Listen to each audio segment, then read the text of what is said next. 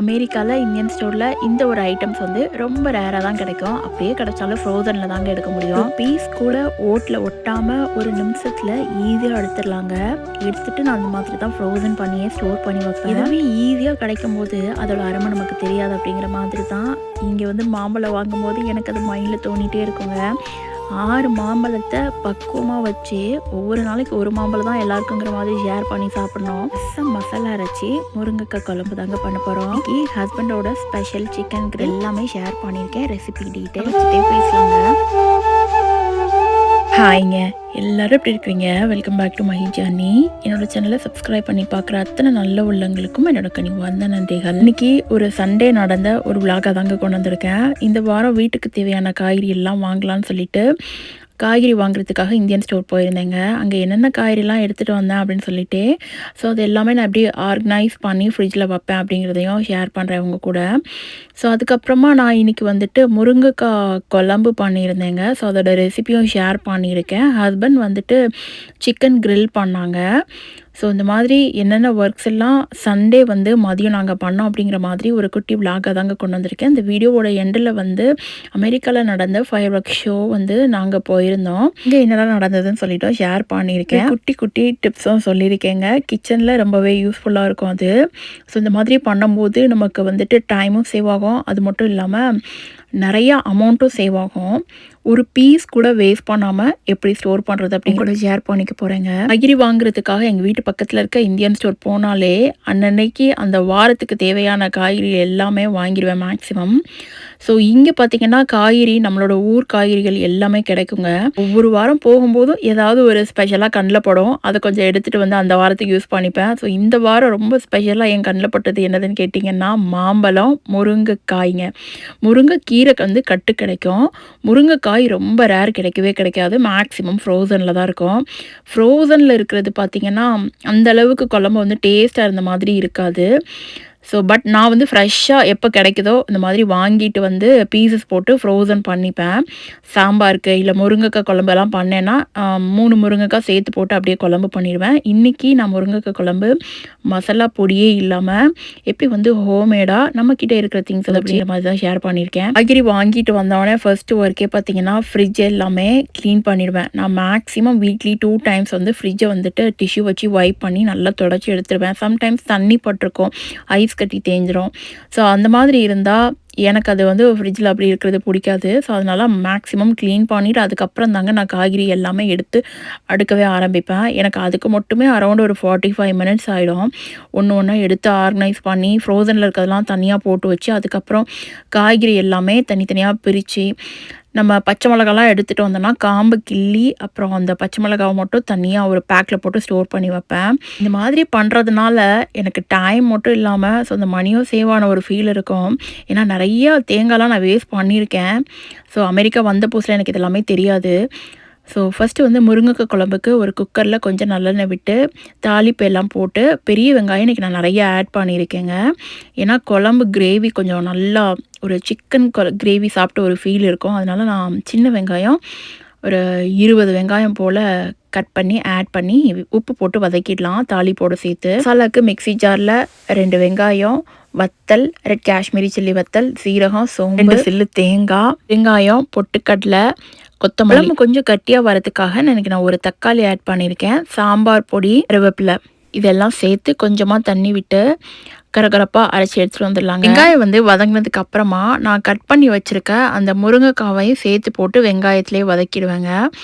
ஏன்னா கொஞ்சம் நேரம் வதக்கிட்டோம் அப்படின்னா அந்த பீஸ் வந்து நம்ம சாப்பிடும்போது அப்படியே அந்த முருங்கைக்காவை உடைச்சோம் அப்படின்னா அதுலேருந்து அந்த சீட்ஸ் அழகாக வெளியே வரும். ஸோ கொஞ்சம் தனித்தனியாக இந்த மாதிரி இருக்கும். குழம்போட ரொம்ப குழஞ்ச ஒரு ஃபீல் இருக்காது. அதனால் நான் வெங்காயத்தோடு லைட்டாக ஃபஸ்ட்டு முருங்கைக்காய் வதக்கிட்டு அதுக்கப்புறம் நம்ம அரைச்சிருக்க மசாலா ஊற்றிட்டு ஒரு 6லேருந்து 7 விசில் வைப்பேன். தண்ணி வந்து உங்களுக்கு தேவையான அளவு நம்ம வந்து நான் இன்றைக்கி வந்து கொஞ்சம் கிரேவி மாதிரி பண்ணி சாப்பிட்லாம் சாதத்தோட. ஏன்னா சிக்கன் வந்துட்டு ஹஸ்பண்ட் கிரில் தான் பண்ண போகிறாங்க. ஸோ இது வந்து குழம்பு வச்சு தான் சாப்பிட போகிறோம். அப்புறம் நைட்டு வந்து இட்லி தோசைக்கு கொஞ்சம் ஊற்றிக்கலாங்கிற மாதிரி கொஞ்சம் ஒரு கட்டியான கன்சிஸ்டன்சியில் தான் பண்ண போகிறேன். ஸோ 6 விசில் விட்டு இறக்கிடலாம். நான் வந்து விசில் போடுறதுக்கு முன்னாடியே கொஞ்சம் மல்லியில போட்டு ஆட் பண்ணிப்பேன். கிச்சன் டிப்ஸில் எனக்கு இது நான் என்னோட எக்ஸ்பீரியன்ஸில் நானே ஃபீல் பண்ணது. ஸோ அமெரிக்கா வந்த புதுசில் பார்த்தீங்கன்னா, தேங்காய்லாம் வாங்கிட்டு வந்தோம் அப்படின்னா, இங்கே வந்து தேங்காவை உடைச்சி நெறைய கடையில குடுக்க மாட்டாங்கங்க.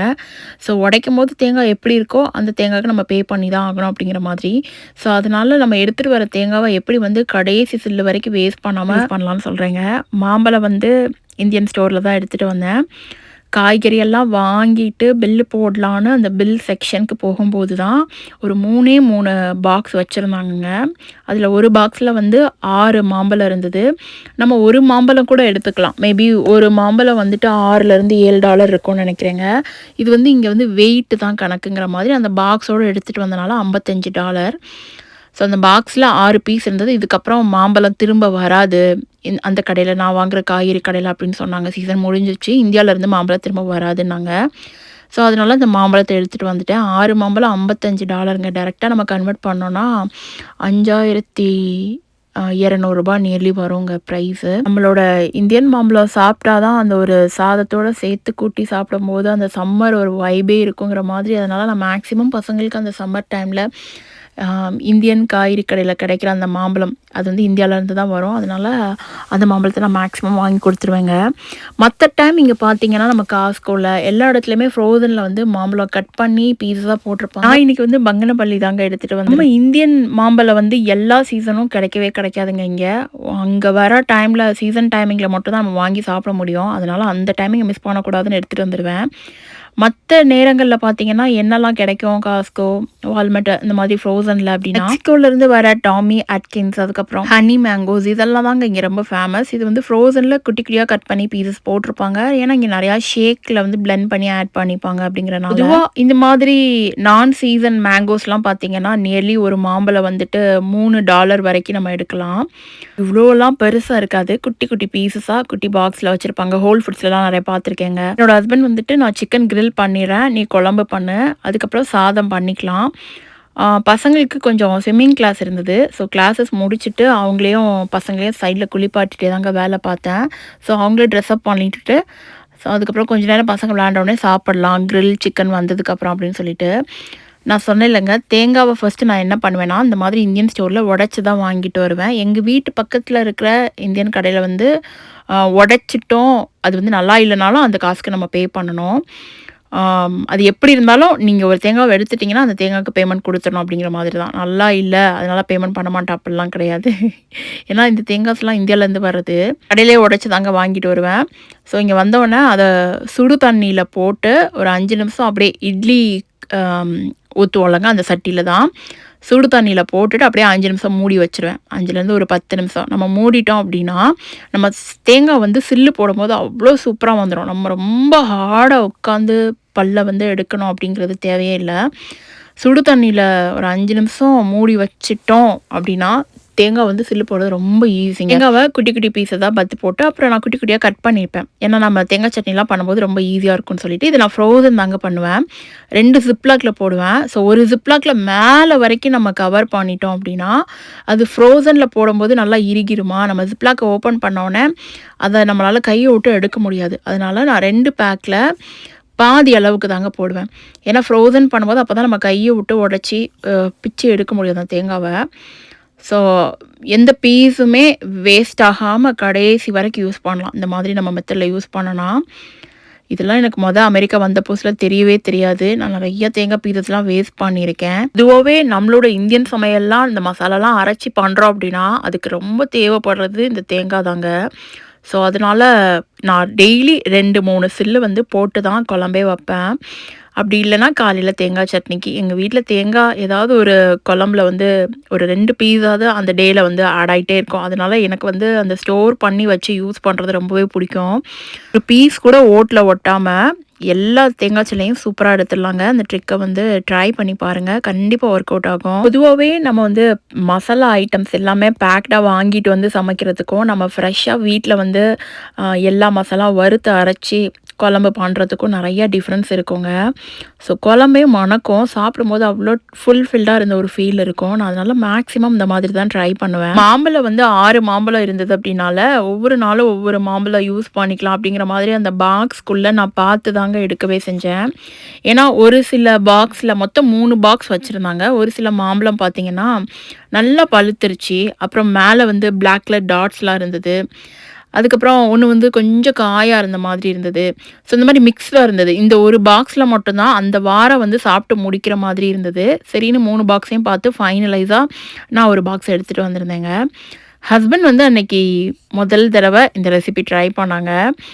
ஸோ ஒரு பேன்ல பட்டர் ஆட் பண்ணிக்கணும். 2 ஸ்கூப் ஆஃப் பட்டர் ஆட் பண்ணிட்டு, ஃப்ளக்ஸ் சீட்ஸ் ஆட் பண்ணாங்கங்க. ஃப்ளக்ஸ் சீட்ஸ் வந்துட்டு நாங்க அன்னைக்கு ஒரு குத்து மதிப்பா, ஒரு மெஷர்மென்ட் இல்லாம, ஒரு கை அளவு தான் அந்த மாதிரி பண்ணாங்க. ஏன்னா இது ஃபர்ஸ்ட் டைம் அப்படிங்கிறனால, ஒரு கை நெறையா ஃப்ளக்ஸ் சீட்ஸ் போட்டு ஆல்மண்டும் ஒரு கை நெறையா போட்டுட்டாங்க.